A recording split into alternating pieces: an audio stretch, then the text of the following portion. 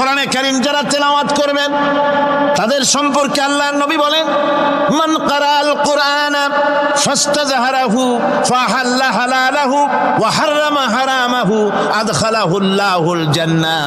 আল্লাহর নবী বলেন, যে ব্যক্তি কোরআন শরীফ তেলাওয়াত করবে এবং কোরআনের হালাল অনুযায়ী হালালকে মেনে চলবে, হারাম অনুযায়ী হারাম থেকে ফিরে থাকবে, এরকম কোরআনের উপরে যে তেলাওয়াত করবে আর আমল করবে, আল্লাহ রাব্বুল আলামিন কিয়ামতের দিন তাকে জান্নাতের ভিতরে প্রবেশ করাবেন।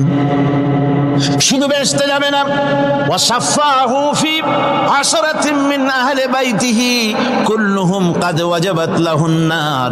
নবীজি বলেন, এই কোরআনে কারীমের বরকতে কিয়ামতের দিন ওই ব্যক্তি তার রক্ত সম্পর্কিত 10 জন আত্মীয়ের ব্যাপারে সুপারিশ করার জন্য তৌফিক পাবে আল্লাহর দরবারে। এমন 10 ব্যক্তি, যেই 10 ব্যক্তির জন্য হিসাবের পরে জাহান্নাম ওয়াজিব হয়ে গিয়েছিল, এমন 10 ব্যক্তি সম্পর্কে কোরআনের তেলাওয়াতকারী আর আমলকারী আল্লাহর দরবারে সুপারিশ করার জন্য পারমিশন পাবেন। এমন নিয়ামত, সেই নিয়ামত থেকে আমরা বঞ্চিত হয়ে যাচ্ছি। আমি বলি না যে আপনারা কলেজ ইউনিভার্সিটিতে ছেলেদের পড়তে দিবেন না, আমি তা বলি না। তারা কলেজ ইউনিভার্সিটিতে বিলক্ষণ পড়াশোনা করুক, কিন্তু তাদেরকে কোরআন শরীফ শিখান। লক্ষ লক্ষ টাকা খরচ করলেন ছেলের পেছনে, কিন্তু কোরআন শিখালেন না। আপনি মরে গেলে আপনার জানাজাটা পড়বে, এ তৌফিকও সে পেল না। জানাজার ইমামতি তো দূরের কথা, জানাজার নিয়ত জানে না, পাক পবিত্রতা জানে না। বাপ মরে গেছে, সে তখন ছিল মার্কেটে, শুনলো বাপ মরছে, তাড়াতাড়ি জানাজায় শরীক হতে হবে। প্যান্টও পাক নাই, যেহেতু পেশাবের যখন বেগ এসেছিল দেওয়ালের পাশে দাঁড়াইয়া কাম সারছে, ধোয়া মোছার কাম নাই, মাথায় টুপি নাই, নাক মোছার রুমাল ছিল পকেটে, রুমালটা মাথায় দিয়া দাঁড়ায় গেল। আল্লাহু আকবার। বাপের কপালে যা আছে তাই হোক। তারপরে বাপ মরে গেছে, কান্না শুরু করেছে। যেদিন মরছে সেদিন কানতেছে, পরের দিনও একটু মুখ মলিন কান্দে। নাম বল্টু মিয়া। তার আবার এক বন্ধু আছে, তার নাম শান্টু মিয়া। শান্টু মিয়া বলছে, মিয়া বল্টু কান্দো কেন? কয় বাপ মরে গেছে। কয় এগুলো বাঁচে নাকি? এগুলো মরিয়ে যায়, আমার একটা ছিল ওটাও মরছে। চিরকাল কারো বাপ থাকে, সুতরাং এত মন খারাপ কেন? আসো, ইন্ডিয়া থেকে ভালো একটা বই আসছে, সেইটা দেখে এত আনন্দ পাবে। বাপ তো বাপ, 14 গোষ্ঠী মরলেও মনের দুঃখ মুছে যাবে। এরপরে বাড়ি এনে তাকে সিনেমার ছবি দেখানো হলো। ছবি সে দেখলো, ফেরার সময় বাপের কবরের কাছ থেকে যাওয়ার সময় দাঁড়িয়ে গেল ক্ষণিকের জন্য। আহারে বাপ, বিদায় হয়ে গেলা, কি দেব তোমারে? কিছু তো নাই আমার কাছে, তাই সারা রাত ধরে যা কিছু দেখলাম এগুলি তোমার আমলনামায় দিয়ে গেলাম।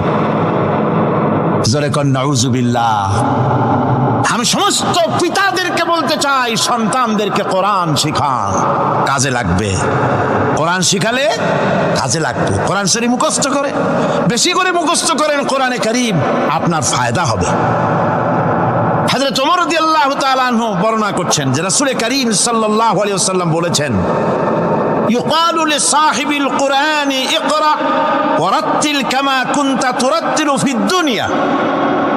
কিয়ামতের দিন জান্নাতীদেরকে, বেহেশতীদেরকে আল্লাহ রাব্বুল আলামিন বলবেন, কোরআন শরীফ তেলাওয়াত করো আর উপরের দিকে উঠতে থাকো। কোরআনে যেভাবে দুনিয়ার বুকে কোরআনে কারীম তুমি মুখস্থ করেছিলে, ধীরে ধীরে তেলাওয়াত করতে, ওইভাবে ধীরে ধীরে কোরআন তেলাওয়াত করো আর উপরের দিকে উঠতে থাকো। আল্লাহ পাক বলতে থাকবেন, উপরের দিকে ওঠো, তেলাওয়াত করো আর ওঠো। উঠতে উঠতে যেই জায়গা গিয়ে তোমার তেলাওয়াত শেষ হয়ে যাবে, জান্নাতের ওই জায়গাটা তোমার জন্য বরাদ্দ হবে। আবু দাউদ শরীফের হাদিস। জান্নাতের ওই জায়গাটা তোমার জন্য বরাদ্দ হবে। এখন যাদের শুধু সূরা ইখলাস আর সূরা কাউসার মুখস্থ, তারা তো 2 পা আগাই বসে যাবে। উঠতে পারবেন না। বেশি বেশি মুখস্থ করেন, হাফেজে কোরআন হন অথবা হাফেজের মতো হন। বেশি বেশি মুখস্থ করেন সূরা ইয়াসিন, সূরা দুখান, সূরা রহমান, সূরা ওয়াকিয়া, সূরা মুজাম্মিল, এই সমস্ত সূরা, বেশি সূরা আল আরাফ, সূরা কাহাফ, সূরা মারিয়াম ইত্যাদি মুখস্থ করেন। কিয়ামতের দিন কাজে লাগবে। জান্নাতের অত উঁচায় উঠতে পারবেন। হাফেজে কোন জায়গায় যাবে? সুবহানাল্লাহি ওয়া বিহামদি।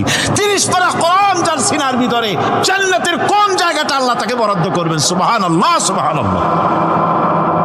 কোরআনে কারীমকে মুখস্থ করুন, বেশি করে মুখস্থ করুন। কোরআনে কারীমকে বেশি করে তেলাওয়াত করুন।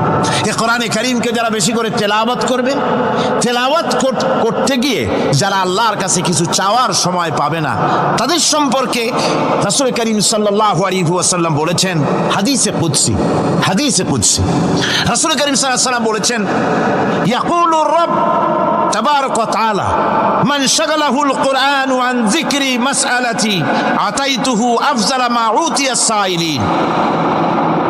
আল্লাহর নবী বলেন, আমার আল্লাহ পাক বলেছেন, কোরআন তেলাওয়াত করতে গিয়ে যারা ব্যস্ত থাকে, কোরআন তেলাওয়াত করতে করতে যারা আমার কাছে হাত পেতে কিছু চাওয়ার সময় পায় না, যারা আমার কাছে হাত পেতে কিছু চায়, তাদের থেকে তেলাওয়াতকারীদেরকে আমি রব্বুল আলামিন বেশি করে দেই। সুবহানাল্লাহ। কোরআন তেলাওয়াত করতে করতে যারা আল্লাহর কাছে হাত পেতে চাওয়ার সময় পায় না, আল্লাহ পাক বলেন যারা চায় তাদের থেকে তেলাওয়াতকারীকে আমি বেশি দেই। আমার বন্ধুগণ, শুধু তাই নয়, এ কোরআনে কারীম যারা তেলাওয়াত করবে, আমল করবে, কিয়ামতের দিন তার মা বাবার মাথার উপরে আল্লাহ রব্বুল আলামিন, আবু দাউদ শরীফের হাদিসে এসেছে, তার মা বাবার মাথার উপরে নূরের টুপি পরিধান করানো হবে। এমন নূরের টুপি, এমন নূরের তাজ পরানো হবে, চন্দ্র সূর্যের আলোকে ম্লান করে দেবে। হাসরবাসীরা প্রশ্ন করবেন, এ লোকটি কে? কোনো ফেরেশতা নাকি? বলে না। কোনো নবী নাকি? বলে না। তবে কি ইনি কে? জবাব হবে, ইনি হচ্ছেন সেই ব্যক্তি যিনি তার সন্তানদেরকে কোরআন শিখিয়েছিলেন। কোরআন শিখানোর কারণে আল্লাহ রব্বুল আলামিন আজ তার মা বাপের মাথার উপরে নূরের টুপি পরিধান করে হাসরের ভিতরে মর্যাদা দিলেন। কিয়ামতের দিন দুনিয়াও মর্যাদা পাওয়া যাবে, আখিরাতেও মর্যাদা পাওয়া যাবে যদি কোরআনে কারীমকে তেলাওয়াত করা যায়, আমল করা যায়, বোঝা যায়, তাহলে এই সমস্ত নিয়ামত আল্লাহ পাক দান করবেন। সুতরাং এই এত বড় নিয়ামত থেকে আমরা যেন কেউ বঞ্চিত হয়ে না যায়। কোরআন হচ্ছে এমন এক কিতাব যার তাফসীর লেখা হয় নাই। পৃথিবীতে এমন কোনো ভাষা নাই, পৃথিবীর উল্লেখযোগ্য সবগুলি ভাষায় কোরআনে কারীমের তাফসীর লেখা হয়েছে, কিন্তু কোনো মুফাসসির আজ পর্যন্ত কথা বলেন নাই যে আমি যে তাফসীর লিখছি এর চাইতে ভালো তাফসীর আর কেউ লিখতে পারেও না আর পারবেও নাই, এটা শেষ, আর তাফসীর লেখা লাগবে না। এ কথা কেউ বলতে পেরেছে? জোরে বলেন, পেরেছে? পারে নাই। তার কারণ কি? আল্লাহ রাব্বুল আলামিন বলেন, কুল লাউ কানাল বাহরু মিদাদান লিকালিমাতি রাব্বি লানাফিদাল বাহরু ক্বাবলা আন তানফাদা কালিমাতু রাব্বি ওয়ালাউ জিনা বিমিসলিহি মাদাদা। আল্লাহ পাক বলেন, নবী আপনি বলুন, আমার রবের কথাগুলি লেখার জন্য যদি সমুদ্রের পানিগুলি, সমুদ্রের সমস্ত পানিগুলি যদি কালিতে পরিণত হয়ে যায়, আর আমার রবের কথাগুলি যদি লেখা শুরু হয়ে যায়, আমার রবের কথাগুলি লেখার পূর্বে সমস্ত সমুদ্রের পানিগুলি শেষ হয়ে যাবে। তারপরে যদি আবার সমুদ্র ভরে দেওয়া হয়, আরো যদি লেখা হয়, তবুও আমার রবের কথা লেখা শেষ হবে না। আল্লাহ রাব্বুল আলামিন বলেন, ওয়ালাউ আন্নামা ফিল আরদি মিন শাজারাতিন আকলামুন ওয়াল বাহরু ইয়ামুদ্দুহু মিন বা'দিহি সাবআতু আবহুরিম মা নাফিদাত কালিমাতুল্লাহ। আল্লাহ রাব্বুল আলামিন বলেন, মা নাফিদাত কালিমাতুল্লাহ। আল্লাহ পাক বলেন, 7টা সমুদ্রের পানি যদি একত্রিত করা হয়, 7টা সমুদ্রের পানি যদি এক জায়গায় করা হয়, এই পানিগুলি যদি কালিতে পরিণত হয়ে যায় আর পৃথিবীর সমস্ত গাছগুলি যদি কলমে পরিণত হয়ে যায়, ওই গাছগুলি দিয়ে যদি ওই পানির কালি দিয়ে আমার প্রভুর কথা, আল্লাহ রাব্বুল আলামিনের কোরআনের কথা যদি লেখা শুরু হয়ে যায়, লিখতে লিখতে সমস্ত পানিগুলি গাছগুলি শেষ হয়ে যাবে, আল্লাহ পাকের কালামের ব্যাখ্যা লেখা শেষ হবে না। মা নাফিদাত কালিমাতুল্লাহ, আল্লাহর কথা লেখা শেষ হবে না। এত বড় বিরাট আজিম কিতাব আল্লাহ পাক আমাদেরকে দান করেছেন, সুবহানাল্লাহ পড়েন। এই কিতাবের এত বড় গুরুভার আল্লাহ রাব্বুল আলামিন বলেছেন, লাউ আনজালনা হাযাল কুরআন আলা জাবালিন রাআইতাহু খাশিআম মুতাসাদ্দিআম মিন খাশিয়াতিল্লাহ। আমি যদি এই কোরআনকে পর্বতের উপরে নাজিল করতাম, তাহলে তুমি দেখতে পেতে আমার ভয় ভীত সন্ত্রস্ত হয়ে পাহাড়গুলো চূর্ণ বিচূর্ণ হয়ে যেত।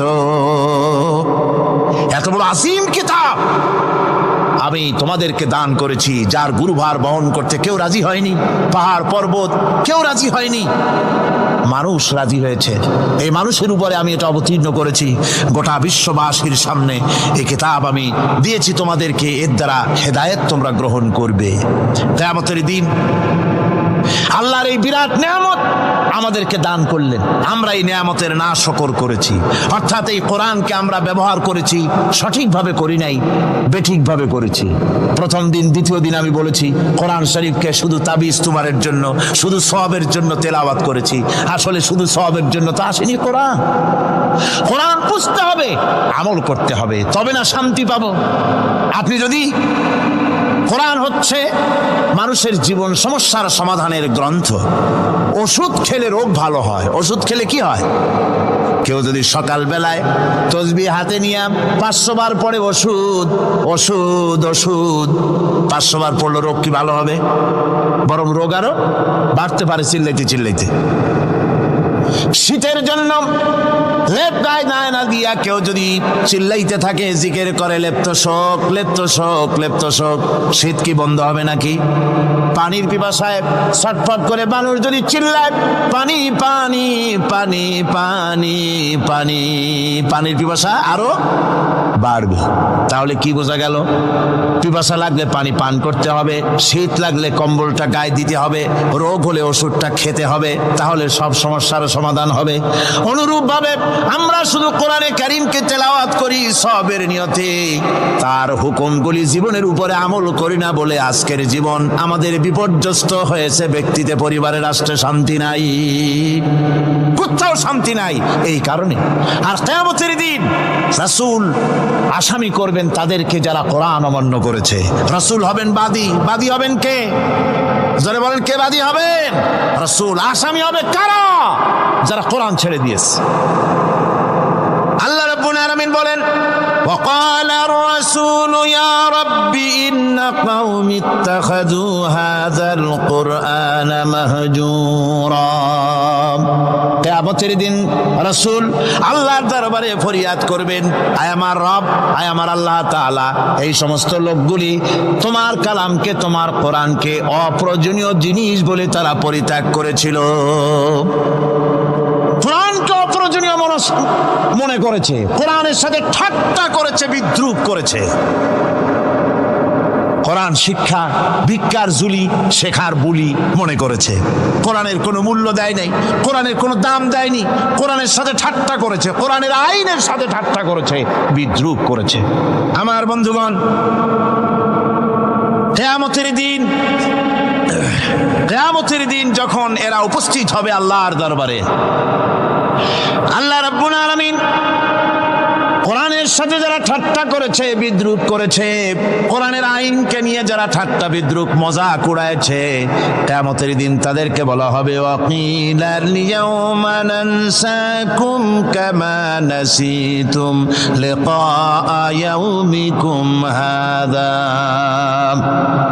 কিয়ামতের দিন আল্লাহ রাব্বুল আলামিন কোরআনের ঠাট্টাকারী, কোরআনের বিদ্রুপকারী, কোরআনের আইনের অমান্যকারীদেরকে বলবেন, আমি আজকে তোমাদের ভুলে গেলাম, যেমন করে তোমরা এই দিনে আমার সঙ্গে সাক্ষাৎকারের কথা ভুলে গিয়েছিলে। তোমরা যেমন আমার আজকের এই কিয়ামতের দিনের কথা যারা ভুলে গিয়েছিলে, আজকে আমিও তোমাদেরকে ভুলে গেলাম। এরপরে কি হবে? ওয়ামাওয়াকুমুন নার ওয়া মা লাকুম মিন নাসিরিন। আল্লাহ পাক বলেন এরপরে এদের জায়গা হবে জাহান্নাম, আর এদের সাহায্যকারীও কেউ থাকবে না, জাহান্নামে চিরকাল থাকতে হবে। এটা এই জন্য যে তারা আল্লাহর কোরআনের সঙ্গে ঠাট্টা করেছে, বিদ্রুপ করেছে, কোরআনের আইন মানে নাই, কোরআনের আইনকে অমান্য করে চলেছে। এই জন্য কিয়ামতের দিন আল্লাহ রাব্বুল আলামিন তাদেরকে শাস্তি প্রদান করবেন। কোরআন পৃথিবীর বুকে আল্লাহ নাজিল করেছেন, শুধু তেলাওয়াত করবেন ঝুলে ঝুলে, এজন্য নয়।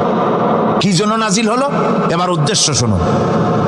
আল্লাহ পাক বলেন আর রহমান আল্লামাল কোরআন। আল্লাহ রাব্বুল আলামিন তিনি হলেন এমন দয়াবান, এমন রহমান, যিনি কোরআন শিখালেন। কি কারণে শিখালেন? কোরআন নাজিলের উদ্দেশ্য কি? আল্লাহ পাক বলেন ইন্না আনজালনা ইলাইকাল কিতাবা বিল হাক্কি লিতাহকুমা বাইনান নাসি বিমা আরাকাল্লাহ।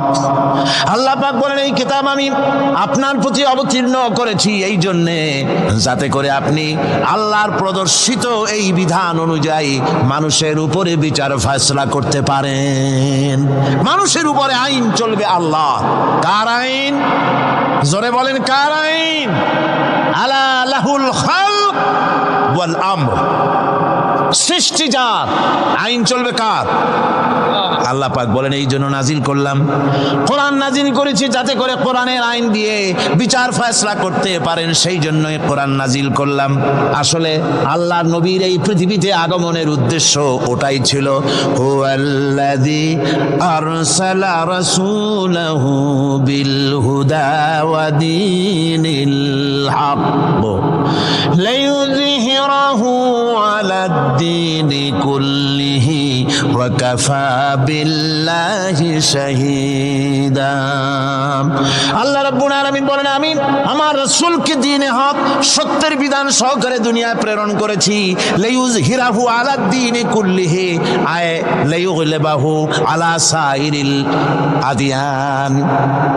সমস্ত আদিয়ানে বাতিলের উপরে আমার দ্বীনকে বিজয়ী করে দেওয়ার জন্য আমি রাসূলের কাছে কিতাব সহকারে তাকে অবতীর্ণ করেছি। এ দায়িত্ব শুধু মুহাম্মদ সাল্লাল্লাহু আলাইহি ওয়াসাল্লামের ছিল না, দুনিয়ার উপরে আল্লাহর দ্বীন কায়েম করা, আল্লাহর বিধান অনুযায়ী মানুষের বিচার ফয়সালার দায়িত্ব শুধু মুহাম্মদ সাল্লাল্লাহু আলাইহি ওয়াসাল্লামের ছিল না, সমস্ত নবীদের ছিল। কাদের ছিল? সব নবীদের ছিল। فبعث الله النبيين مبشرين منذرين وأنزل معهم الكتاب بالحق ليحكم بين الناس। আল্লাহ পাক বলেন সমস্ত নবীদের কাছে আমি কিতাব অবতীর্ণ করেছি এই জন্য যে তারা সহজ এবং সোজা পথে যারা চলতে চায় তাদেরকে তিনি সুসংবাদ দিবেন, আর বাঁকা পথে যারা চলবে তাদেরকে তিনি জাহান্নামের ভীতি প্রদর্শন করবেন। আর আমি তার উপরে যে কিতাব অবতীর্ণ করেছি এই কিতাব দিয়ে জনগণের উপরে বিচার ফয়সালা করবে, আইন চলবে আল্লাহর কিতাব দিয়ে। আইন চলবে কি দিয়ে? আল্লাহর কিতাব দিয়ে। আল্লাহর কিতাব অনুযায়ী জনগণকে পরিচালিত করবেন। এই জন্য আমি এই কোরআনকে নাজিল করেছি, অতীত এই কিতাবগুলি নাজিল করেছি। কুল ইয়া আইয়ুহান নাসু ক্বাদ জাআকুমুল হাক্কু মির রাব্বিকুম। আল্লাহ পাক বলে নবী আপনি বলে দেন, আপনি বলুন হে মানব সকল, আল্লাহর পক্ষ থেকে তোমাদের জন্য মহাসত্য এসেছে, এই মহাসত্য যদি অনুসরণ করো তোমাদের জন্য কল্যাণকর হবে। ওমান দাল্লা ফাইন্নামা ইয়াদুল্লু আলাইহা। আর যদি কোরআনকে অমান্য করো, আল্লাহর কিতাবকে অমান্য করো, তাহলে তোমাদের জন্য অকল্যাণ হবে। আজ আপনারা বলেন আল্লাহর কিতাবের আইন কি আমাদের দেশে চলে? কোরআনের আইন কি চলে? চলে না। কোরআনের আইন চলে না। আমরা কি খুব শান্তিতে আছি? খুব আরামে আছি? শ্রমিকরা তাদের শ্রমের মূল্য পায়, কৃষক তার উৎপাদিত পণ্যের সঠিক দাম পায়, নারী তার সতীত্বের মর্যাদা পায়। জনগণ কি আরামে ঘুমাতে পারে? না, জনগণ রীতিমতো দুবেলা পেট পুরে সমস্ত জনগণ খেতে পারে। এর একমাত্র কারণ হচ্ছে কোরআনের আইনকে অমান্য করা হয়েছে। ভালো ভালো করে কান পেতে শুনুন, আল্লাহ রাব্বুল আলামিন কোরআনে কারীমের মধ্যে পরিষ্কার করে বলেছেন, ওয়া মান লাম ইয়াহকুম বিমা আনজালাল্লাহু ফাউলাইকা হুমুল কাফিরুন। যারা নাকি আমার দেওয়া বিধান অনুযায়ী, কোরআন অনুযায়ী যারা বিচার ফয়সালা করে না, ফাউলাইকা হুমুল কাফিরুন, ফাউলাইকা হুমুল যালিমুন, ফাউলাইকা হুমুল ফাসিকুন। যারা আমার দেওয়া বিধান অনুযায়ী বিচার ফয়সালা করে না, তারা কাফির, তারা জালিম, তারা ফাসিক। সুতরাং এর ভিতরে এই জুলমের মধ্যে জালিমদের অন্তর্গত, ফাসিকদের অন্তর্গত হয়ে বাংলাদেশের বহু মুসলমান, পৃথিবীর বহু এলাকার মুসলমান এর মধ্যে লিপ্ত হয়ে আছে।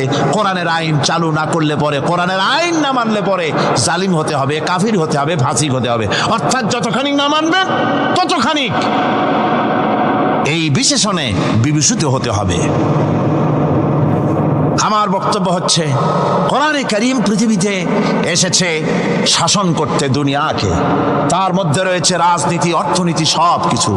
এই বিচার ফয়সালা কোরআন থেকে যারা গ্রহণ করে না, রাসূলকে যারা বিচারক মানে না, তাদের সম্পর্কে আল্লাহ পাক কি বলছেন শুনো। فلا وربك لا يؤمنون حتى يحكموك فيما شجر بينهم ثم لا يجدوا في أنفسهم حرجا مما قضيت ويسلموا تسليما।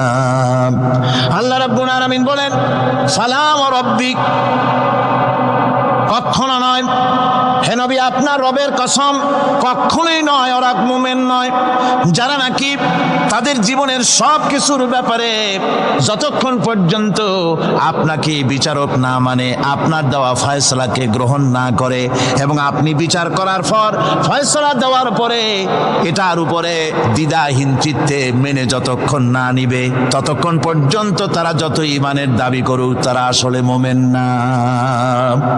এ ফতোয়া কার? এ ফতোয়া কার? আল্লাহ রাব্বুল আলামিনের ফতোয়া। কখনো মুমিন হতে পারবে না যারা রাসূলুল্লাহকে ফয়সালাকারী হিসেবে গ্রহণ না করবে, কোরআনকে সংবিধানের উৎস হিসেবে গ্রহণ না করবে। কোরআন এসেছে আইনের কিতাব হিসেবে পৃথিবীর মানুষকে পরিচালিত করার জন্য।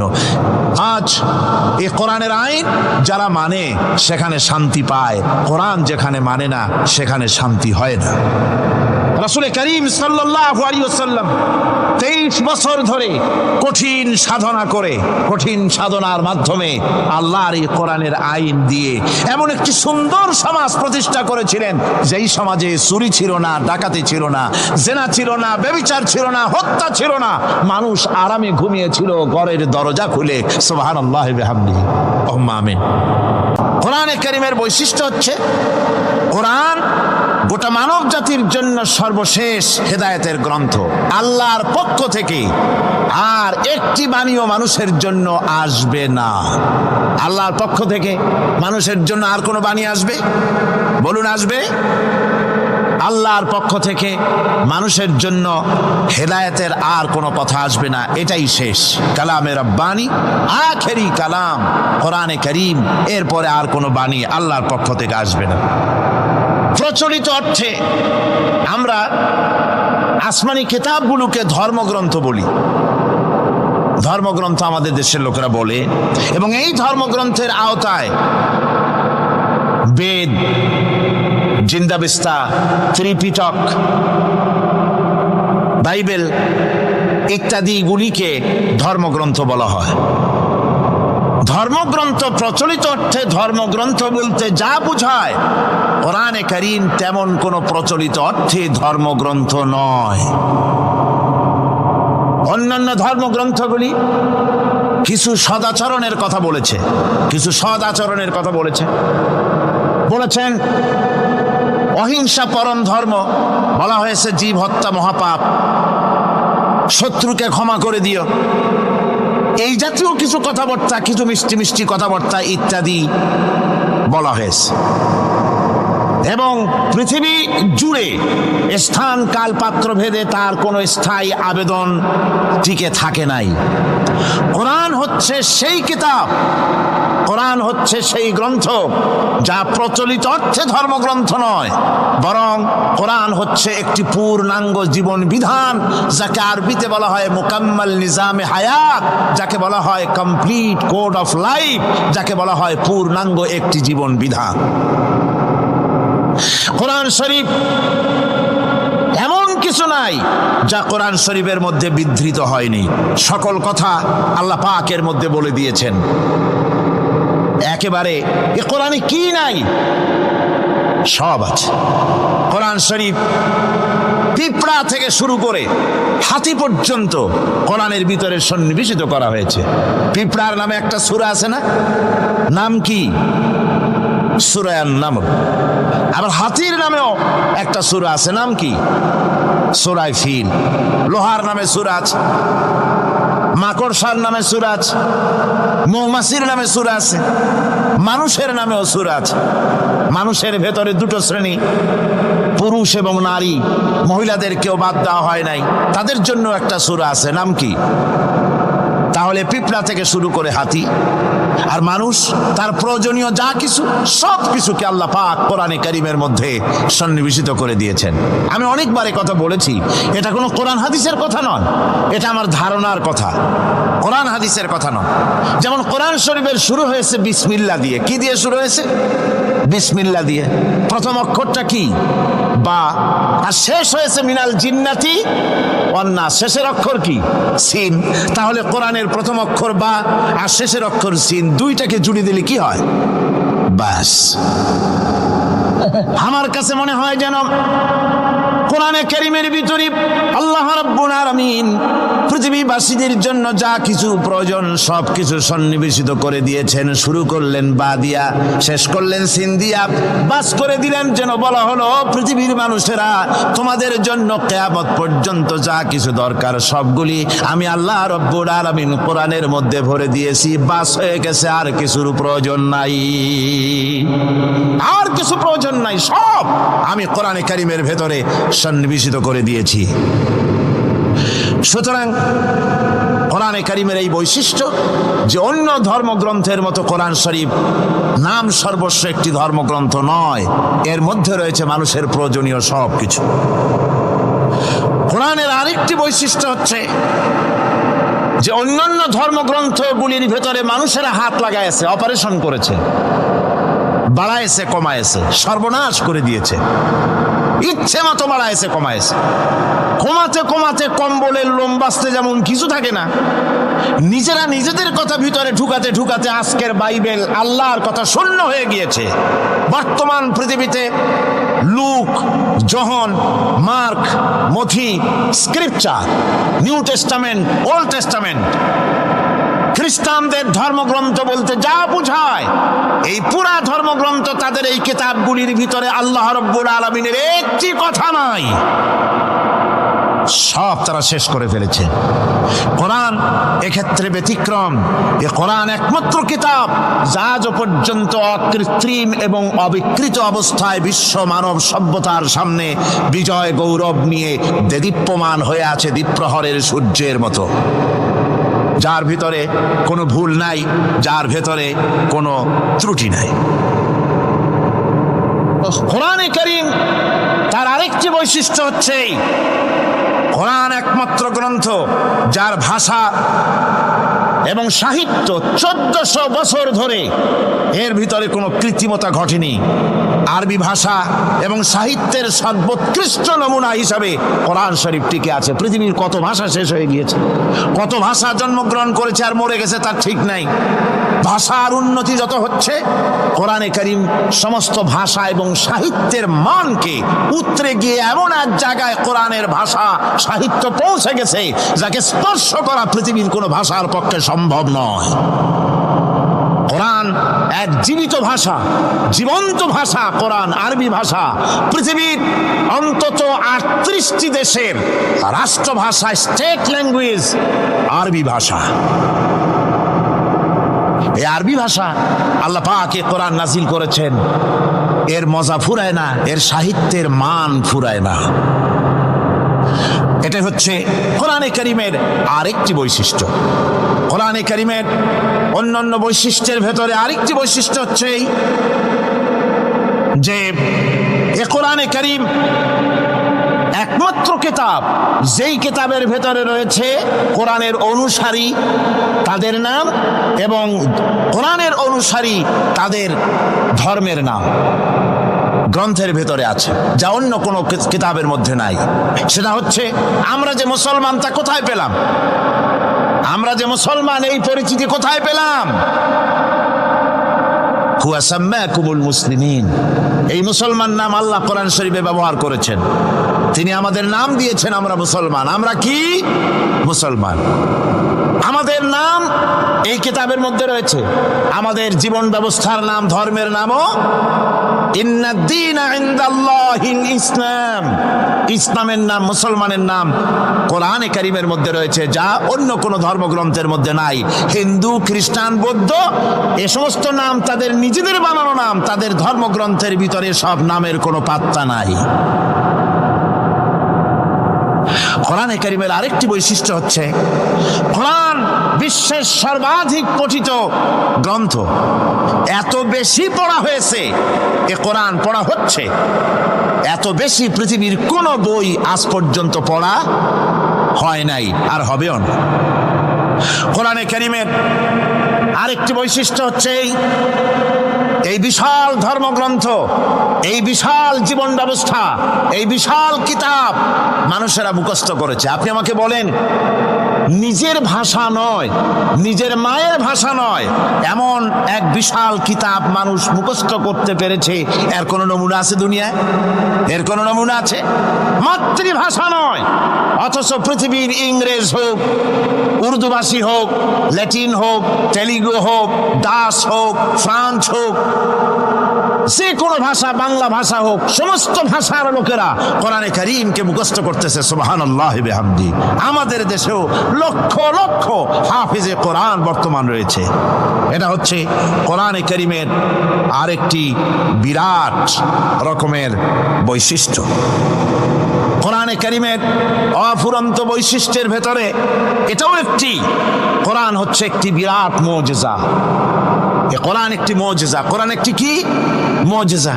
দুনিয়ায় যত নবী আল্লাহ পাঠিয়েছেন, সমস্ত নবীদেরকে তিনটা জিনিস দিয়েছেন। কয়টা জিনিস কোন তো? তিনটা। ওয়াহি, হুসনে খুলক আর মুজিজা। একটা হচ্ছে ওহী, আরেকটা হচ্ছে উন্নত মানের চরিত্র, আরেকটা হচ্ছে কি? মুজিজা। এই মুজিজা সকল নবীকে দেওয়া হয়েছে।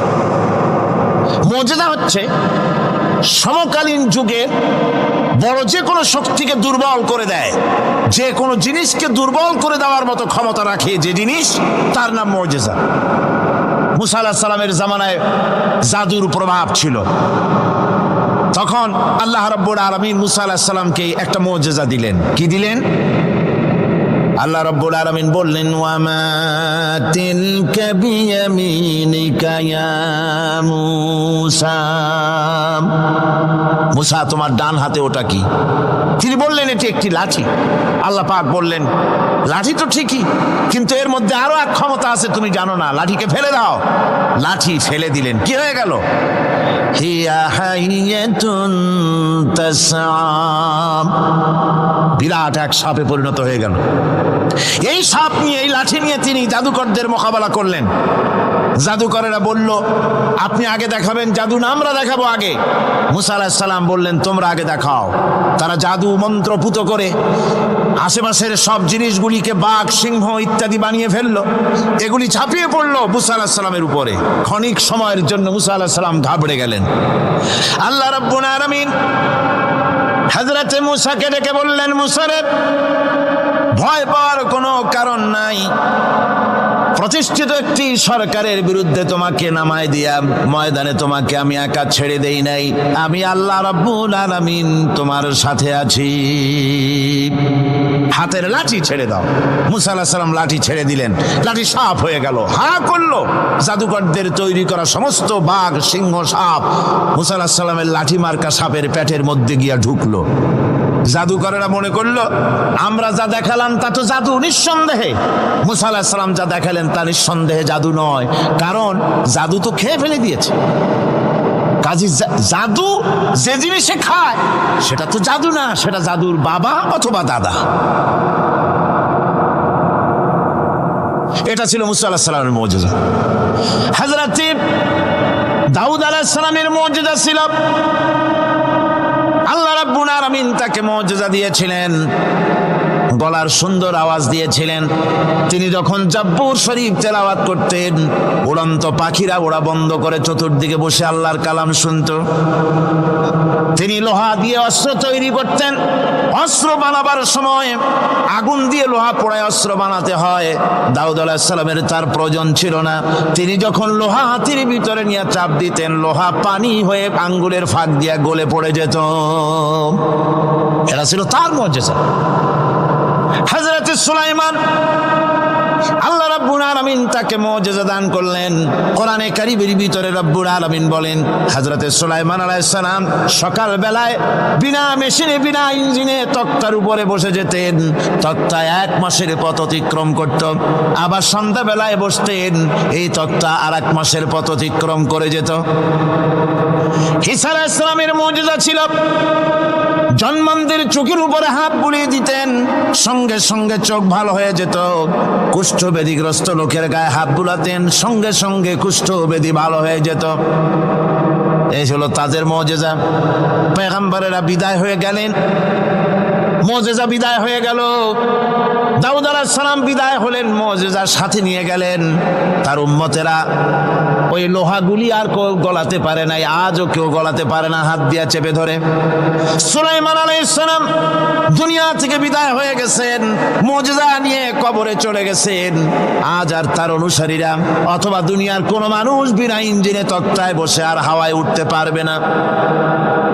মুসা আলাইহিস সালাম বিদায় হলেন, লাঠির মুজিজা চলে গেল।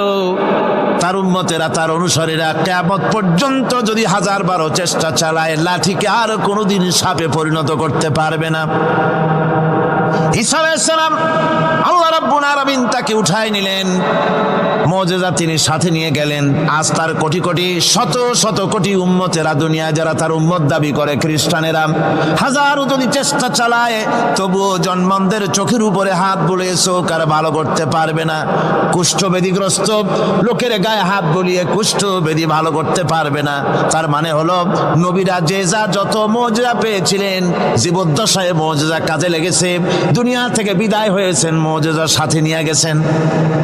কিন্তু আপনার আমার নবী, বিশ্ব নবী জনাব মুহাম্মদ রাসূলুল্লাহ সাল্লাল্লাহু আলাইহি ওয়াসাল্লামের কাছে আল্লাহ রাব্বুল আলামিন তাকে যত মুজিজা দিয়েছিলেন, 3000-এর উপরে আল্লাহর নবীর মুজিজা ঘটেছিল 23 বছরের নবুয়তের জীবনে। তার মধ্যে শ্রেষ্ঠ মুজিজা হতেছে কোরআন মাজিদ।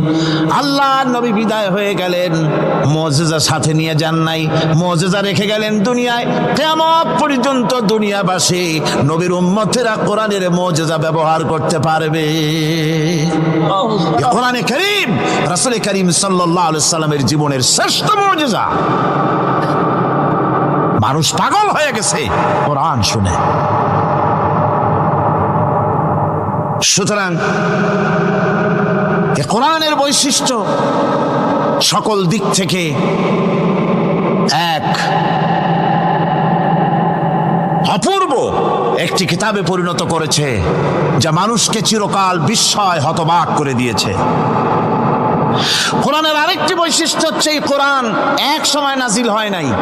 30 পারা কোরআন শরীফ একসাথে নাজিল হয়েছে না, কোরআন নাজিল হয়েছে আস্তে আস্তে, ধীরে ধীরে। কত বছর লাগলো? 23 বছরেরও কিছু বেশি সময় ধরে কোরআন ধীরে ধীরে রাসূল কারীম সাল্লাল্লাহু আলাইহি সাল্লামের কাছে অবতীর্ণ হয়েছে। এমনটি আর কোনো কিতাব হয়নি, যা আর কোনো ধর্মগ্রন্থ যারা অন্যরা দাবি করে এরকম হয়নি। কোরআনে কারীমের আরেকটি বৈশিষ্ট্য হচ্ছে, যখন কাগজ ছিল না, ছাপাখানা ছিল না, এমনকি টেপ রেকর্ডার ছিল না, তখনকার নাজিলকৃত কিতাব যেভাবে নাজিল হয়েছিল সেইভাবে আজ পর্যন্ত অবিকল টিকে আছে, টিকে থাকবে ইলা ইয়াউমিল কিয়ামা। কিয়ামত পর্যন্ত কোরআনে কারীমের এই অকৃত্রিম অবিকৃত অবস্থায় কোরআনে কারীমের এই শান, এই বরকত টিকে থাকবে। এই জন্য কোরআন শরীফ হচ্ছে এই পৃথিবীর মহাবিশ্বের মহাবিস্ময়। কোরআন হচ্ছে পৃথিবীর মহাবিশ্বের মহাবিস্ময়। এর মর্যাদা সম্পর্কে রাসূল করিম সাল্লাল্লাহু আলাইহি ওয়াসাল্লাম বলেছেন, ওয়ান উসমান রাদিয়াল্লাহু তাআলা আনহু আন্নাহু ক্বাল ক্বাল রাসূলুল্লাহ সাল্লাল্লাহু আলাইহি ওয়াসাল্লাম খায়রুকুম মান তাআল্লামাল কুরআন ওয়া আল্লামাহু, রাওয়াহুল বুখারী। আল্লাহর নবী বলেন, তোমাদের মধ্যে সর্বোত্তম ব্যক্তি সেই, তোমাদের ভিতরে ভালো ব্যক্তি, উত্তম ব্যক্তি সেই যে ব্যক্তি নিজে কোরআন শেখে আর অন্যকে শেখায়। কোরআন যে শেখে আর অন্যকে যে শেখায় সেই ব্যক্তি হলো তোমাদের মধ্যে সর্বোত্তম ব্যক্তি, ভালো ব্যক্তি। সুবহানাল্লাহ পড়েন। কোরআনে কারীমের এই মর্যাদা সম্পর্কে রাসূল করিম সাল্লাল্লাহু আলাইহি ওয়াসাল্লাম বলেছেন, দুই ব্যক্তিকে, দুই শ্রেণীর লোককে ঈর্ষা করা যায়। অমুকে বিরাট বাড়ি করেছে, সে বাড়ি থেকে হিংসা হয়, আমি ওরকম বাড়ি করব, অমুকের মতো নেতা হব, অমুকের মতো বড় লোক হতে হবে। পরশ্রী কাতরতা অথবা ঈর্ষা করা, এরকমের ঈর্ষা করা জায়েজ নাই। রাসূলুল্লাহ বলেছেন দুই ব্যক্তির সঙ্গে ঈর্ষা করা যায়। আন ইবনে উমর রাদিয়াল্লাহু তাআলা আনহু আন্নাহু ক্বাল ক্বাল রাসূলুল্লাহ সাল্লাল্লাহু আলাইহি ওয়াসাল্লাম লা হাসাদা ইল্লা আলাল ইসনাইন, দুই ব্যক্তি ছাড়া অন্য কারো সাথে হিংসা করা যায় না, রিস্ক করা যায় না। কোন কোন ব্যক্তি? রাজুলুন আতাহুল্লাহুল কুরআন ফাহুয়া ইয়াকুমু বিহি আনা আল-লাইলি ওয়া আনা আন-নাহার, ওই ব্যক্তির সঙ্গে ঈর্ষা করা যায়, হিংসা করা যায় যে ব্যক্তিকে আল্লাহ পাক কোরআনের ইলম দান করেছেন, সে ব্যক্তি দিনরাত কোরআন তেলাওয়াত করে, কোরআনের উপরে আমল করে, কোরআনের উপরে থাকে, মানুষকে কোরআনের দাওয়াত দেয়। ওই লোকের সাথে ঈর্ষা করা দরকার যে তার মতো হতে চায়। ওয়ারাজুলুন আতাহুল্লাহু মালান ফাহুয়া ইউনফিকু মিনহু আনা আল-লাইলি ওয়া আনা আন-নাহার, মুত্তাফাকুন আলাইহি, বুখারী মুসলিমের হাদিস। রাসূলুল্লাহ বলছেন, অন্য আরেক ব্যক্তি হচ্ছে যে ব্যক্তিকে আল্লাহ পাক মাল দিয়েছেন, সম্পদ দিয়েছেন, ওই ব্যক্তি তার মাল আর সম্পদকে দিন রাত দুহাতে আল্লাহর রাস্তায় খরচ করে, তার মতো হওয়ার জন্য তার সাথে ঈর্ষা করা যেতে পারে। আমার বন্ধুগণ, এ কোরআন হচ্ছে এমন এক কিতাব যে কোরআনকে নিয়ে যারা অগ্রসর হয় আল্লাহ তাদেরকে বাড়ায় দেন, আর কোরআনের সাথে যারা হিংসা করে, বিদ্বেষ করে, আল্লাহ তাদেরকে অধঃপাতিত করে দেন। عن عمر بن الخطاب رضي الله تعالى عنه أنه قال قال رسول الله صلى الله عليه وسلم إن الله يرفع بهذا الكتاب أقواما ويضع به آخرين, رواه مسلم। হযরত ওমর রাদিয়াল্লাহু তাআলা আনহু বলছেন যে আল্লাহ পাক এই কোরআনের সাহায্যে এক শ্রেণীর লোককে প্রতিষ্ঠিত করবেন দুনিয়ার বুকে, এবং আখিরাতেও আরেক শ্রেণীর লোককে করবেন অধঃপাতিত।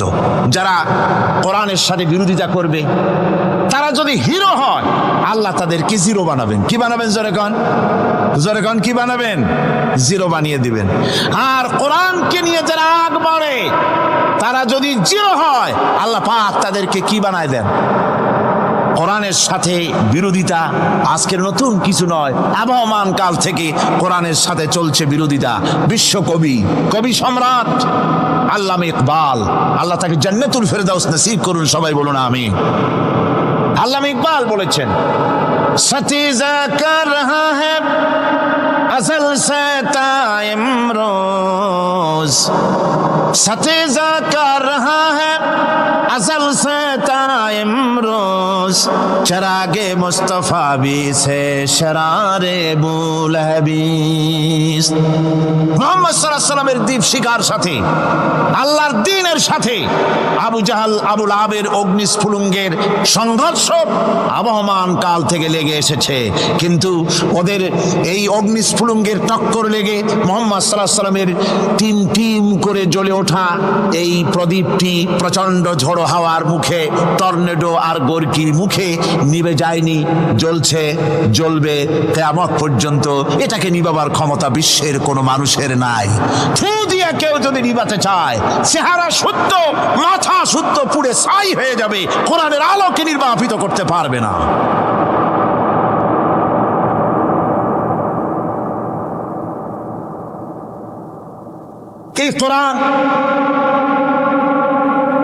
এই কোরআন যার সিনার ভিতরে থাকে, যার সিনার মধ্যে থাকে সে হয় সমৃদ্ধ, আর যার সিনার মধ্যে থাকে না সে হয়।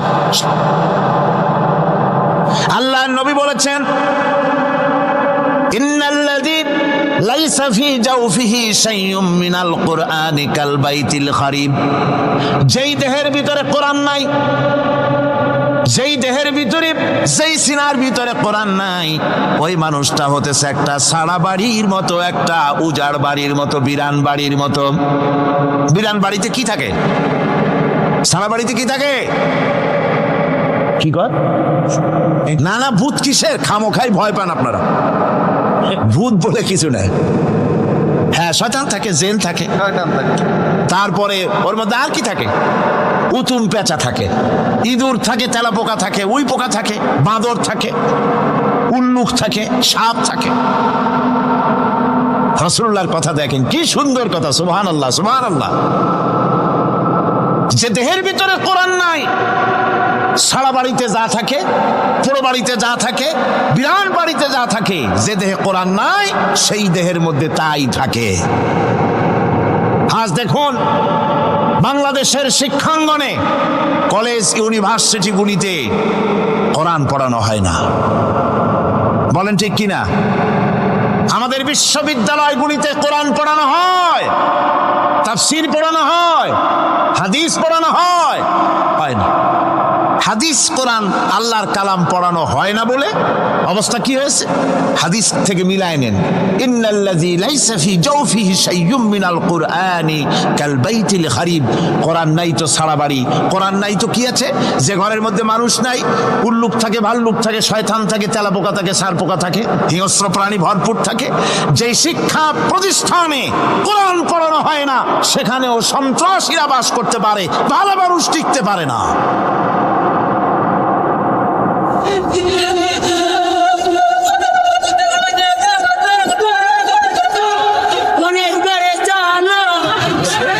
এই জন্য কোরআন যেখানে পড়া হয় না সেটা কবরের তুল্য, কোরআন যেখানে তেলাওয়াত হয় না সেটা কিসের তুল্য?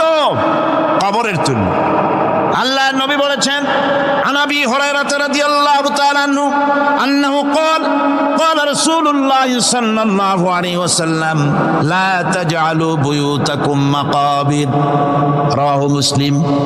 আল্লাহর নবী বলেন, তোমাদের ঘরগুলিকে তোমরা কবর বানায়ো না। অর্থাৎ যে ঘরের মধ্যে কোরআনে কারীম তেলাওয়াত হয় না সেটা কবরের সমতুল্য, কবরের সমতুল্য। আগে আমাদের ঘর সমূহে যখন ছোট ছিলাম তখন দেখতাম ঘরে ঘরে কোরআন তেলাওয়াত হতো, ঠিক না? প্রত্যেকটা ঘরের জানালা দিয়া সকালবেলা আওয়াজ আসতো, আউযু বিল্লাহি মিনাশ শাইতানির রাজিম, বিসমিল্লাহির রহমানির রহিম। তেলাওয়াতের আওয়াজ ভেসে আসতো। আজ আর এই অবস্থা নাই। আজ ভদ্রলোকের বাড়ির সামনে দিয়ে হেঁটে যাবেন, সকালবেলা কিসের তেলাওয়াত? জনমের ঘুম ঘুমায়, পাইকারি দরে ঘুমায়, ফজরের নামাজ নাই। শহরের অবস্থা, অধিকাংশ বাড়িতে ফজরের নামাজ হয় না। ডিসেন্টিনার মাধ্যমে, আগে তো ছিল শুধু বাংলাদেশের ছবি, ডিসেন্টিনার মাধ্যমে সারা পৃথিবীর শয়তানি আর বদমাশি ঘরে বসে গেলা যায়। উপকারিতা এবং অপকারিতা দুটোই আছে। নিউজ দেখা যায় সাথে সাথে, আবার নিউজের সাথে আরো বাজে কিছু দেখা যায়। এগুলো দেখতে দেখতে রাত শেষ হয়ে আসে, ঘুমায় জনমের মতো, এক ঘুমে বেলা 9টা আর 10টা। কিসের ফজরের নামাজ আর কি এর কোরআন শরীফ তেলাওয়াত কর। এরপরে উঠলো 9টা 10টার সময়, উঠে তারপরে গানের মাস্টার এসে গেছে। তখন ইতিমধ্যেই গানের মাস্টার এসে গেছেন। কি দুর্ভাগ্যজনক সত্য কথা। ইংরেজি যে টিচার পড়ান, অঙ্ক যে টিচার করান, সপ্তাহে 3 ঘন্টা পড়াবেন, বেতন 2500 টাকা। আর প্রতিদিন সকালবেলা এসে যদি কোনো মুসলমান কোনো একজন মৌলভী সাহেব, হাফেজ সাহেবকে রাখেন কোরআন তেলাওয়াত করাবার জন্য, কোরআন পড়াবার জন্য সন্তানকে, প্রতিদিন আসতে হবে, প্রতিদিন 2 ঘন্টা পড়াতে হবে, আর মাসের শেষে বেতন 500 টাকা। কোরআনে কারিমের সাথে এই আচরণ বেশি হয়েছে। আমি বেশি বলে ফেলেছি। যাদের অভিজ্ঞতা আছে তারা বলছেন 200 টাকা। এরপরে অঙ্ক ইংরেজি তো কাজে লাগে, ভালো কথা। তারপরে গানের মাস্টার আসছেন, তিনি শেখাবেন কি রবীন্দ্রসঙ্গীতের প্যানপ্যানানি, যা শুনলে পরে কানে ময়লা জমে যেতে পারে, যে গান শুনলে জীবিত মানুষ মৃত্যু হয়ে যায়।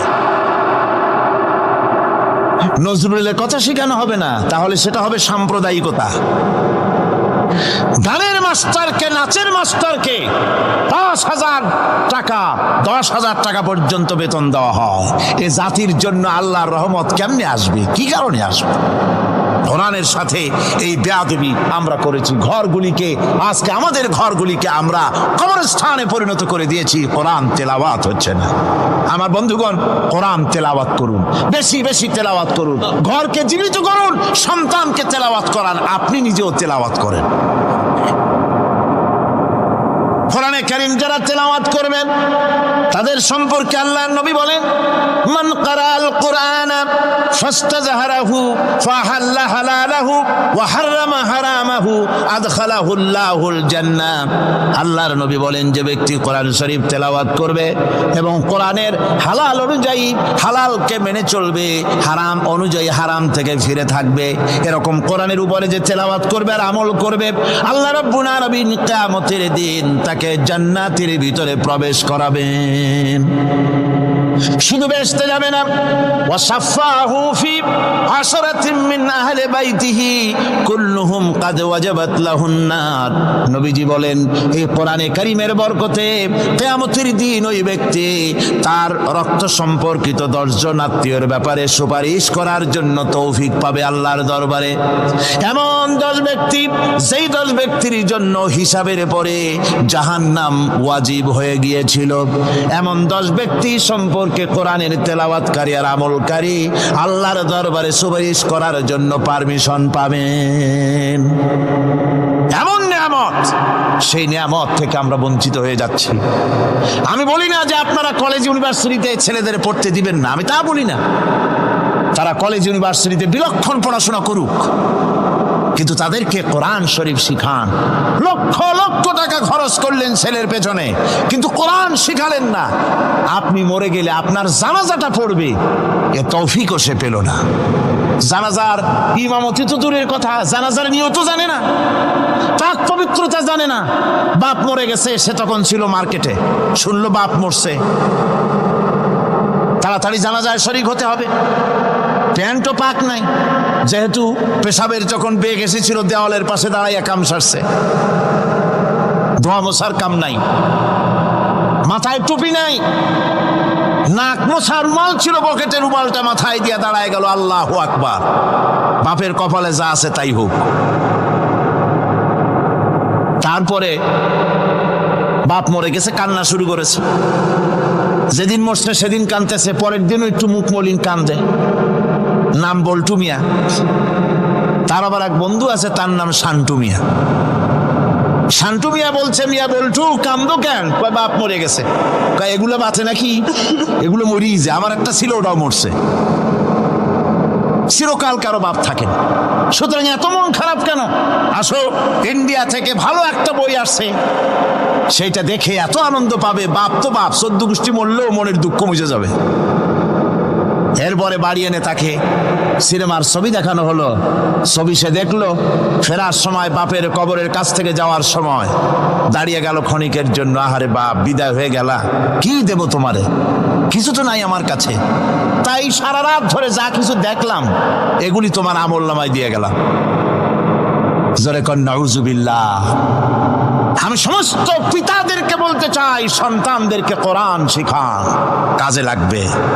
কোরআন শিখালে কাজে লাগবে। কোরআন শরীফ মুখস্থ করে, বেশি করে মুখস্থ করেন কোরআনে কারীম, আপনার ফায়দা হবে।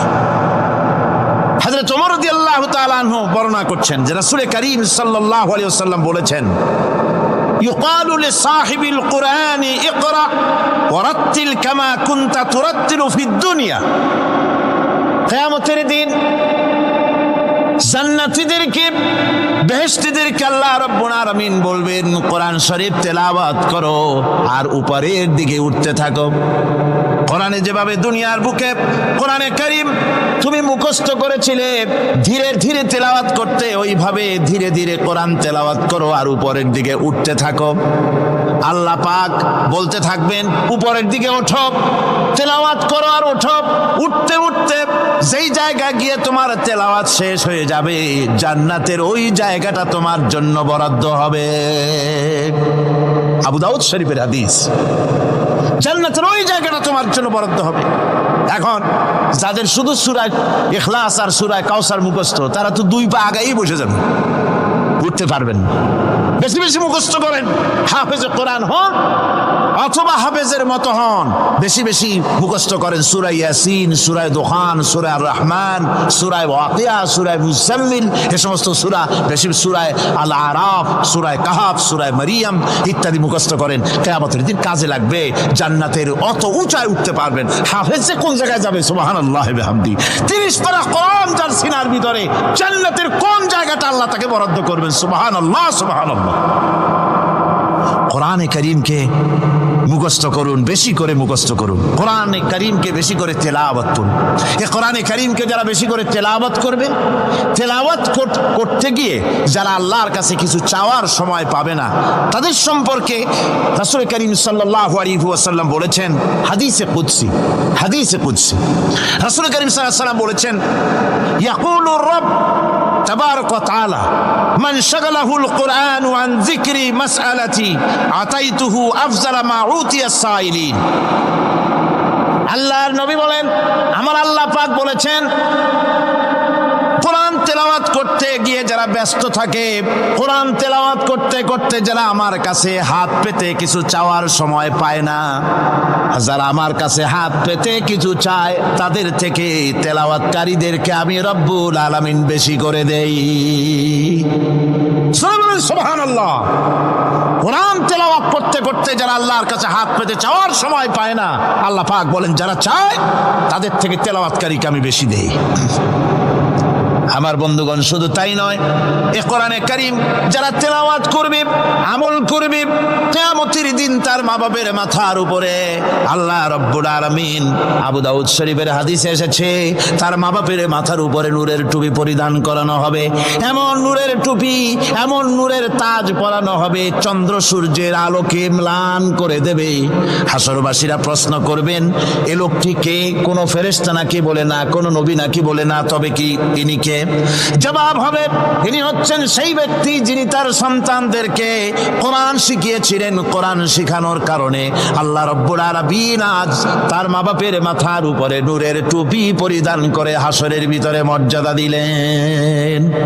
কিয়ামতের দিন দুনিয়া মর্যাদা পাওয়া যাবে, আখিরাতেও মর্যাদা পাওয়া যাবে যদি কোরআনে কারীমকে তেলাওয়াত করা যায়, আমল করা যায়, বোঝা যায়, তাহলে এই সমস্ত নিয়ামত আল্লাহ পাক দান করবেন। সুতরাং এই এত বড় নিয়ামত থেকে আমরা যেন কেউ বঞ্চিত হয়ে না যায়। কোরআন হচ্ছে এমন এক কিতাব যার তাফসীর লেখা হয় নাই।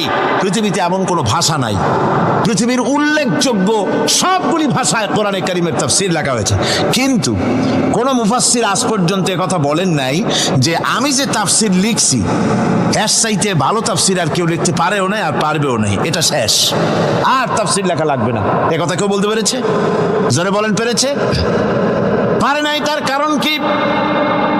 আল্লাহ রাব্বুল আলামিন বলেন, কুল লাউ কানাল বাহরু মিদাদান লিকালিমাতি রাব্বি লানাফিদাল বাহরু ক্বাবলা আন তানফাদা কালিমাতু রাব্বি ওয়ালাউ জিনা বিমিসলিহি মাদাদা।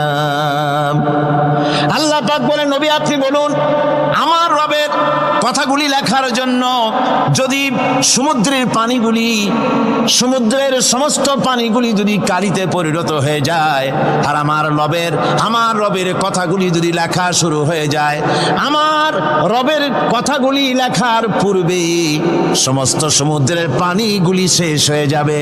তারপরে যদি আবার সমুদ্র ভরে দেওয়া হয়, আরো যদি লেখা হয়, তবুও আমার রবের কথা লেখা শেষ হবে না।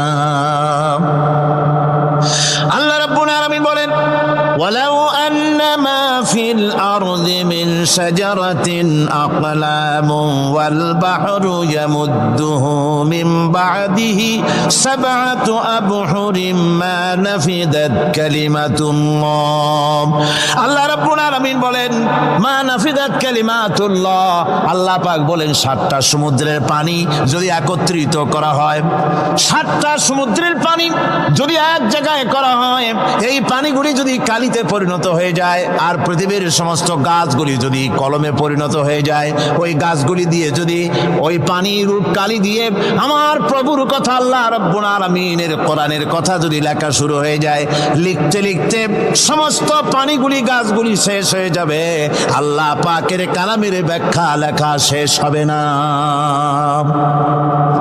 মা নাফিদাত কালিমাতুল্লাহ আল্লাহর কথা লেখা শেষ হবে না এত বড় বিরাট আজিম কিতাব আল্লাহ পাক আমাদেরকে দান করেছেন সুবহানাল্লাহ পড়েন এই কিতাবের এত বড় গুরুভার আল্লাহ রাব্বুল আলামিন বলেছেন লাউ আনজালনা হাযাল কুরআনা আলা জাবালিন লারাআইতাহু খাশিআম মুতাসাদ্দিআম মিন খাশিয়াতিল্লাহ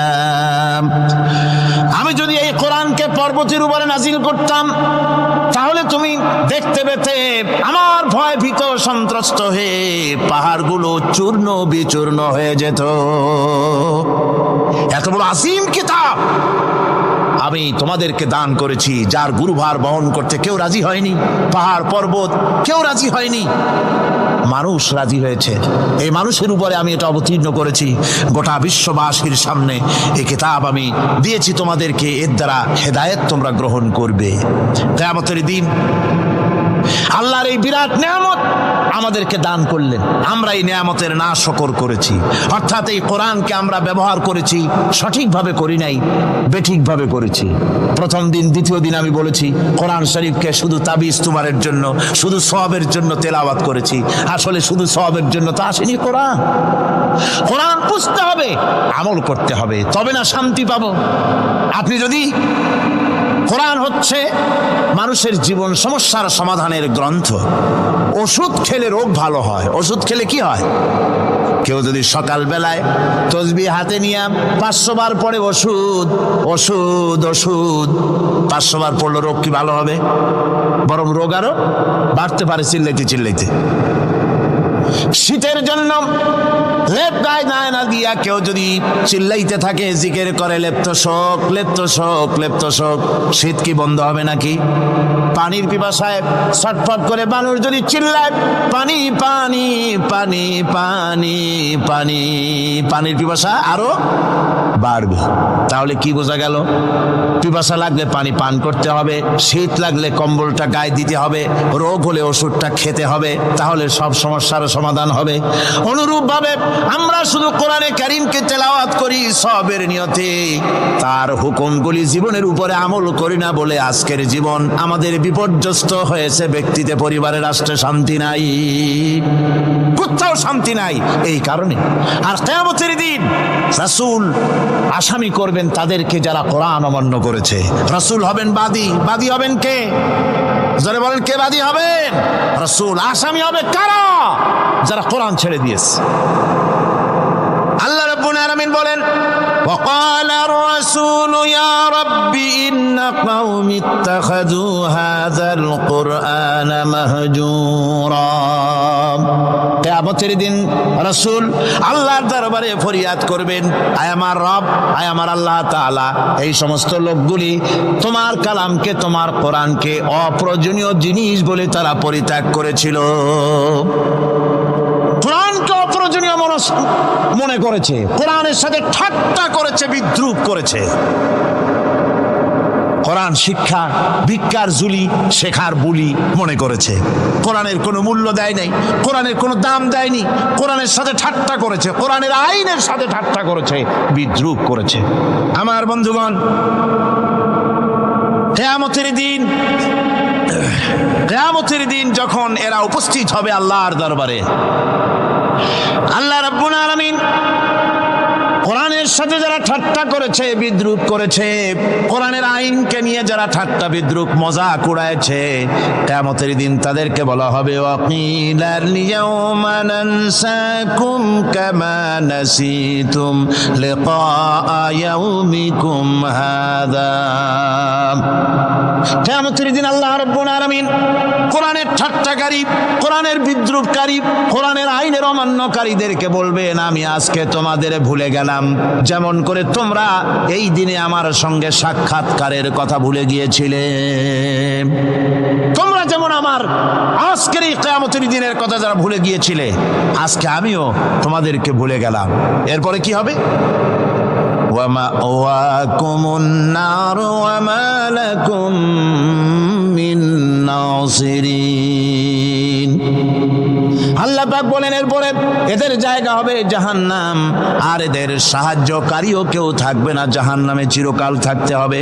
এটা এই জন্য যে তারা আল্লাহর কোরআনের সঙ্গে ঠাট্টা করেছে, বিদ্রুপ করেছে, কোরআনের আইন মানে নাই, কোরআনের আইনকে অমান্য করে চলেছে। এই জন্য কিয়ামতের দিন আল্লাহ রাব্বুল আলামিন তাদেরকে শাস্তি প্রদান করবেন। কোরআন পৃথিবীর বুকে আল্লাহ নাজিল করেছেন, শুধু তেলাওয়াত করবেন ঝুলে ঝুলে, এজন্য নয়। কি জন্য নাজিল হলো? এবার উদ্দেশ্য শুনুন। আল্লাহ পাক বলেন আর রহমান আল্লামাল কোরআন। আল্লাহ রাব্বুল আলামিন তিনি হলেন এমন দয়াবান, এমন রহমান, যিনি কোরআন শিখালেন। কি কারণে শিখালেন? কোরআন নাজিলের উদ্দেশ্য কি? আল্লাহ পাক বলেন ইন্না আনজালনা ইলাইকাল কিতাবা বিল হাক্কি লিতাহকুমা বাইনান নাসি বিমা আরাকাল্লাহ। আল্লাহ পাক বলেন এই কিতাব আমি আপনার প্রতি অবতীর্ণ করেছি এই জন্যে যাতে করে আপনি আল্লাহর প্রদর্শিত এই বিধান অনুযায়ী মানুষের উপরে বিচার ফয়সালা করতে পারেন। মানুষের উপরে আইন চলবে আল্লাহ। কার আইন? জোরে বলেন কার আইন? আলা লাহুল খালক ওয়াল আমর। সৃষ্টি যার, আইন চলবে কার? আল্লাহ পাক বলেন এই জন্য নাজিল করলাম, কোরআন নাজিল করেছি যাতে করে কোরআনের আইন দিয়ে বিচার ফয়সালা করতে পারেন, সেই জন্যই কোরআন নাজিল করলাম। আসলে আল্লাহর নবীর এই পৃথিবীতে আগমনের উদ্দেশ্য ওটাই ছিল। হুয়াল্লাযী আরসালা রাসূলাহু বিল হুদা ওয়া দীনিল হক লিইয়ুযহিরাহু আলাদ দীনি কুল্লিহি ওয়া কাফা বিল্লাহি শাহীদা। আল্লাহ রাব্বুল আলামিন বলেন আমি আমার রাসূলকে দ্বীনে হক, সত্যের বিধান সহকারে দুনিয়ায় প্রেরণ করেছি। লিইয়ুযহিরাহু আলাদ দীনি কুল্লিহি, আয় লিইয়ুগলিবাহু আলা সাইরিল আদিয়ান। সমস্ত আদিয়ানে বাতিলের উপরে আমার দ্বীনকে বিজয়ী করে দেওয়ার জন্য আমি রাসূলের কাছে কিতাব সহকারে তাকে অবতীর্ণ করেছি।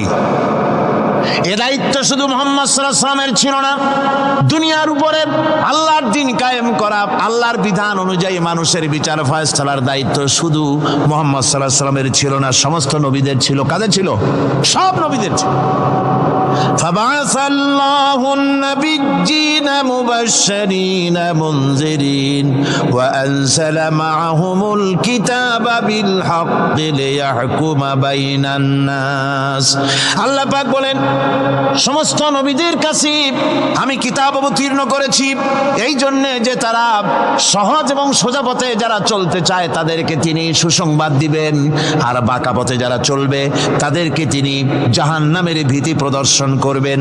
আর আমি তার উপরে যে কিতাব অবতীর্ণ করেছি এই কিতাব দিয়ে জনগণের উপরে বিচার ফয়সালা করবে। আইন চলবে আল্লাহর কিতাব দিয়ে। আইন চলবে কি দিয়ে? আল্লাহর কিতাব দিয়ে। আল্লাহর কিতাব অনুযায়ী জনগণকে পরিচালিত করবেন। এই জন্য আমি এই কোরআনকে নাজিল করেছি, অতীত এই কিতাবগুলি নাজিল করেছি। কুল ইয়া আইয়ুহান নাসু ক্বাদ জাআকুমুল হাক্কু মির রাব্বিকুম। আল্লাহ পাক বলেন নবী আপনি বলে দেন, আপনি বলুন হে মানব সকল, আল্লাহর পক্ষ থেকে তোমাদের জন্য মহাসত্য এসেছে। এই মহাসত্য যদি অনুসরণ করো তোমাদের জন্য কল্যাণকর হবে। ওমান দাল্লা ফাইন্নামা ইয়াদুল্লু আলাইহা। আর যদি কোরআনকে অমান্য করো, আল্লাহর কিতাবকে অমান্য করো, তাহলে তোমাদের জন্য অকল্যাণ হবে। আজ আপনারা বলেন আল্লাহর কিতাবের আইন কি আমাদের দেশে চলে? কোরআনের আইন কি চলে? চলে না। কোরআনের আইন চলে না। আমরা কি খুব শান্তিতে আছি? খুব আরামে আছি? শ্রমিকরা তাদের শ্রমের মূল্য পায়, কৃষক তার উৎপাদিত পণ্যের সঠিক দাম পায়, নারী তার সতীত্বের মর্যাদা পায়, জনগণ কি আরামে ঘুমাতে পারে? না, জনগণ রীতিমতো দুবেলা পেট পুরে সমস্ত জনগণ খেতে পারে। এর একমাত্র কারণ হচ্ছে কোরআনের আইনকে অমান্য করা হয়েছে। ভালো করে কান পেতে শুনুন, আল্লাহ রাব্বুল আলামিন কোরআনে কারীমের মধ্যে পরিষ্কার করে বলেছেন, ওয়ামান লাম ইয়াহকুম বিমা আনজালাল্লাহু ফাউলাইকা হুমুল কাফিরুন। যারা নাকি আমার দেওয়া বিধান অনুযায়ী, কোরআন অনুযায়ী যারা বিচার ফয়সালা করে না, ফাউলাইকা হুমুল কাফিরুন, ফাউলাইকা হুমুল যালিমুন, ফাউলাইকা হুমুল ফাসিকুন। যারা আমার দেওয়া বিধান অনুযায়ী বিচার ফয়সালা করে না, তারা কাফির, তারা জালিম, তারা ফাসিক। সুতরাং এর ভিতরে এই জুলমের মধ্যে জালিমদের অন্তর্গত, ফাসিকদের অন্তর্গত হয়ে বাংলাদেশের বহু মুসলমান, পৃথিবীর বহু এলাকার মুসলমান এর মধ্যে লিপ্ত হয়ে আছে। কোরআনের আইন চালু না করলে পরে, কোরআনের আইন না মানলে পরে জালিম হতে হবে, কাফির হতে হবে, ফাসিক হতে হবে। অর্থাৎ যতখানি না মানবেন ততখানি এই বিশেষণে বিভূষিত হতে হবে। আমার বক্তব্য হচ্ছে, কোরআনে কারীম পৃথিবীতে এসেছে শাসন করতে দুনিয়াকে। তার মধ্যে রয়েছে রাজনীতি, অর্থনীতি, সব কিছু। এই বিচার ফয়সালা কোরআন থেকে যারা গ্রহণ করে না, রাসূলকে যারা বিচারক মানে না, তাদের সম্পর্কে আল্লাহ পাক কি বলছেন শুনুন।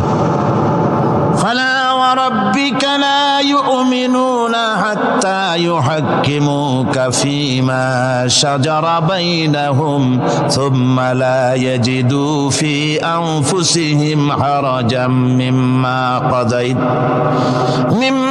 কাদাইতা ওয়া ইউসাল্লিমু তাসলিমা। আল্লাহ রাব্বুল আলামিন বলেন, ফালা ওয়া রাব্বিক, কখনো নয় হে নবী, আপনার রবের কসম, কখনোই নয়। ওরা মুমিন নয় যারা নাকি তাদের জীবনের সব কিছুর ব্যাপারে যতক্ষণ পর্যন্ত আপনাকে বিচারক না মানে, আপনার দেওয়া ফয়সালাকে গ্রহণ না করে, এবং আপনি বিচার করার পর ফয়সালা দেওয়ার পরে এটার উপরে দ্বিধাহীন চিত্তে মেনে যতক্ষণ না নিবে, ততক্ষণ পর্যন্ত তারা যত ঈমানের দাবি করুক, তারা আসলে মুমিন না। এ ফতোয়া কার? এ ফতোয়া কার? আল্লাহ রাব্বুল আলামিনের ফতোয়া। কখনো মুমিন হতে পারবে না যারা রাসূলুল্লাহকে ফয়সালাকারী হিসেবে গ্রহণ না করবে, কোরআনকে সংবিধানের উৎস হিসেবে গ্রহণ না করবে। কোরআন এসেছে আইনের কিতাব হিসেবে পৃথিবীর মানুষকে পরিচালিত করার জন্য। আজ এই কোরআনের আইন যারা মানে সেখানে শান্তি পায়, কোরআন যেখানে মানে না সেখানে শান্তি হয় না। রাসূল করিম সাল্লাল্লাহু আলাইহি ওয়াসাল্লাম 23 বছর ধরে কঠিন সাধনা করে, কঠিন সাধনার মাধ্যমে আল্লাহর এই কোরআনের আইন দিয়ে এমন একটি সুন্দর সমাজ প্রতিষ্ঠা করেছিলেন, যেই সমাজে চুরি ছিল না, ডাকাতি ছিল না, জেনা ছিল না, ব্যভিচার ছিল না, হত্যা ছিল না। মানুষ আরামে ঘুমিয়েছিল ঘরের দরজা খুলে। সুবহানাল্লাহি ওয়া বিহামদিহি, আল্লাহুম্মা আমিন। ربنا ظلمنا أنفسنا وإن لم تغفر لنا وترحمنا لنكونن من الخاسرين।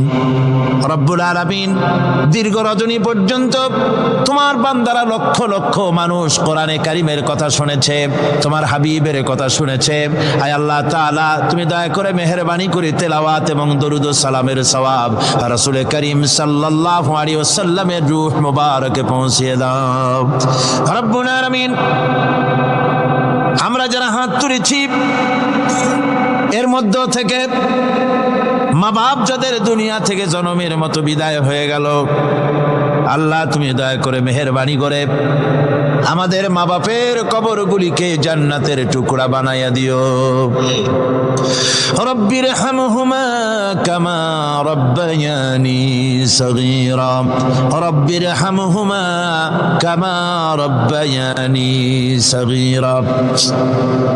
হে আল্লাহ রাব্বুল আলামিন, সারা জীবন আমরা গুনাহ করেছি, নাফরমানি করেছি। আল্লাহ, কোরআনে কারীমের মাহফিলে এসে তোমার দরবারে কাঙ্গালের মতো হাত তুলেছি, দয়া করে মেহেরবানি করে জিন্দেগীর সকল গুনাহ খাতা তুমি মাফ করে দাও। রব্বুল আলামিন, আমাদের ভিতরে বহু মানুষ রোগী আছে, অসুস্থ আছে, প্রতিদিন অনেক চিঠি আসে, দোয়া আছে। আল্লাহ তুমি দয়া করে মেহেরবানি করে আমাদের সকলের রোগ ব্যাধিগুলিকে তুমি শেফায়া জেলা দিয়ে দাও।